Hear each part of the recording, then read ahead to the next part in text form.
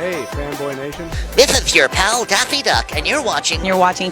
We're watching. You're watching Fanboy. Fanboy. Fanboy. Fanboy. Fanboy. A fanboy, etc. Fanboy Nation. Dot, I assume Tom. Simon Phillips, it is always a pleasure to see you. It's always fun talking to you. The only person that could ever pull off a Mickey Mouse horror movie is Simon Phillips. So congratulations. Thank you. I wholeheartedly hope you're right. Were you counting the days of when you wrote the script to The Mousetrap that you sat there and like, all right, Steamboat Willie goes into the public domain on this specific day. You know, we're going to launch soon after, the way the guys that did the Winnie the Pooh horror film did it? It's worse than that, RC. We actually filmed the whole movie, and we couldn't tell anybody on the day that it became available to do, we dropped the trailer for the finished movie. So we double gambled that we would be like, not just the first, because lots of people followed us, by the way, RC, and announced, oh yeah, I'm going to work on a Mickey Mouse. I'm doing a Mickey Mouse horror movie too. I was like, well, we're not doing one. We've done one. Here's the trailer. It's finished. So we were the first people to do it. And trust me, nobody else is making a Mickey Mouse movie until they see what happens to us. Everyone's just waiting to go, we just want to wait to see if you get sued by Disney. And then we'll make our movie, So I was like, yeah, but there's only a prize for first place, I'm afraid. And that's us. Well, next year is Disney's Disney Centennial just happened. The park is 70th is coming through, and Donald Duck just celebrated 90 years this year. Are you waiting for a sequel with Donald Duck to be the next murderer in this franchise? Well, no, I would tell you, I just in Steamboat Willie, I don't know if you've seen the original cartoon, but the other person that's in Steamboat Willie that is also available because they came in public domain is Minnie Mouse. So I can't possibly tell you what my thought is there. However, in a world where Mickey Mouse and Minnie Mouse could be this murderous duo like a Harley Quinn and Joker, I mean, that's interesting. That would be very much interesting, especially with Minnie being available, Clarabelle soon.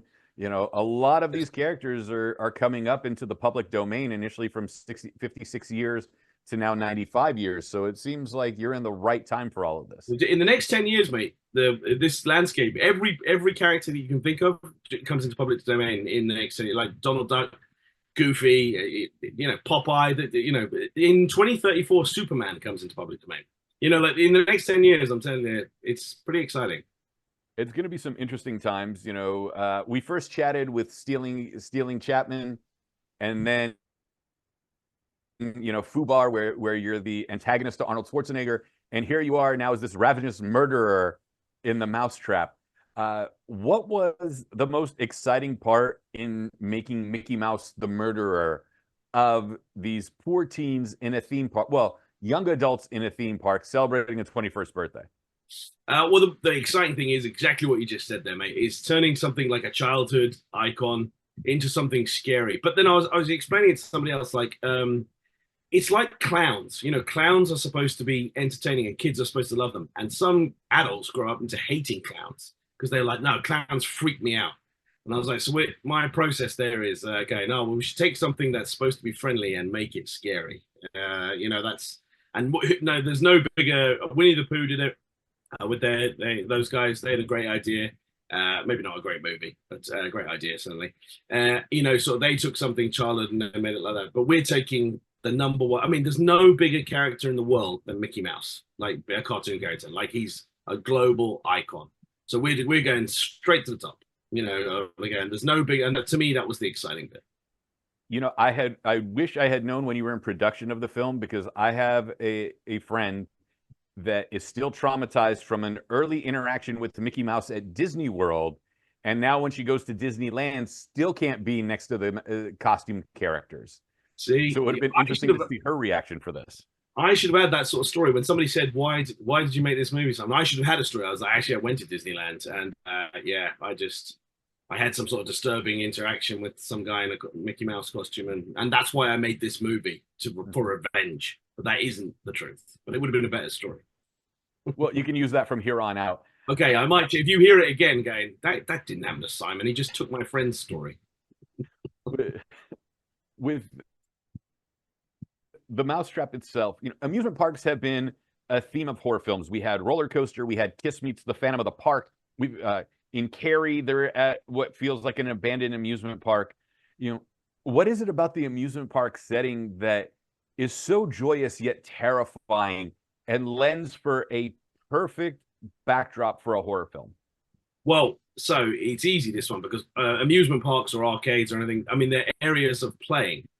So they're supposed to be safe, right? Sort of it's a place where you're going to play. It's also a place where adults are going to play, sort of. And horror movies are adults' playgrounds. Like when you're young kids, there are no horror movies because you're kids.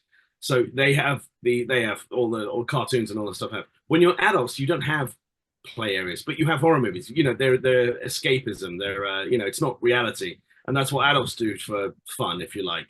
So to blend those two things together with a childhood icon like Steamboat Willie's Mickey Mouse, I was like, you're playing with all kinds of things that work with each other and work against each other at the same time, and that's kind of fun. What would be the British equivalent of Mickey Mouse? Would it be Wallace and Gromit at this point? No, it's Mickey Mouse. This is the thing. When we dropped the trailer on January 1st, obviously it was YouTube, and the world is smaller than it used to be, so everywhere can dial into YouTube. Like we're getting calls from like Africa, Sweden, Japan, Australia, like not because of what we're doing, but because Mickey Mouse resonates everywhere. So there's no one bigger globally than Mickey Mouse, like as a recognizable cartoon character. Like I bet that they know who he is in Korea and China. Like it's in Britain, Mickey Mouse is probably still the number 1 cartoon character because there is no topping it. Yes, every country has their own cartoon character, things like that. It's probably in England, it's probably Peppa Pig. So, sort of, but I mean, I don't know. But I do know that Mickey Mouse is probably still the top of all the lists. Well, the film Mousetrap comes out with Gravitas Ventures this week on August 6th, and then on DVD and Blu-ray on August 13th. What are some of the bonus features we can expect on the hardcover or the hard copy version in comparison to the VOD version? Oh, I don't know the answer to that question. What? That's a very good question. I should totally know the answer to that. So I'm not sure what's on the thing, but that would be an excellent thing for me to find out. I think I know we recorded commentaries and stuff, so maybe they made it onto the Blu-ray. I don't know what they used in the end. I'm sorry. We give them a whole lot of stuff, RC, and then they decide. They go, we think it's all great, the stuff that we give them, but they probably there go, this is garbage, so this, they pick out the best stuff. So I'm not sure exactly what they have. What is your favorite kill idea that you're like, this would be the most traumatic childhood kill for Mickey Mouse that couldn't end up in the film because you just sat there and go, no, this would be too damaging to the adult psyche, let alone the child psyche? Well, we could have made it more gruesome, we could have added a lot more blood, but we decided not to do that too much because then Mickey's face would be covered in blood. So whatever he did, we imagined like a blood splat in his face, but then we couldn't get rid of it. So we'd be like, well, we'd have to keep with that image afterwards. And I was like, that might be a bit too much. And then when they made the poster, they put blood in his face anyway. So we didn't avoid that anyway. So we didn't. That's all. I would have only added blood. I wouldn't. To me, Mickey is scary cerebrally. Sort of. It's just he looks freaky. That's the big thing. So I mean, I'm going to leave you with this. Was there ever a bit of temptation to sit there and go, the reason why Mickey is killing all these young adults is because they are the failed Mickey Mouse Club kids that didn't make Disney enough money? Yes. It was a big temptation to have a reason behind it. But then we thought, what's scarier is not knowing why he's doing what he's doing. There shouldn't actually be any reason. What credible reason could there be? And obviously you've just suggested a really good one.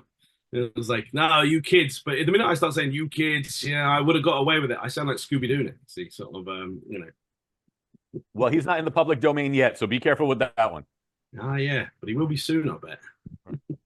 Yeah, Mickey Mouse is out. Superman's going to be in the public domain. Donald Duck, a whole host of characters, like you said. It's going to be interesting to see what's going to come from the minds of people like Simon Phillips and those that surround themselves with taking childhood loved creatures and characters and creating adult trauma. You're welcome, world. Simon, it is always a pleasure. Congratulations. The Mousetrap is available on VOD this week from Gravitas Ventures and on DVD and Blu-ray August 13th. It's always a pleasure to chat with you, my friend. Thank you very much, RC.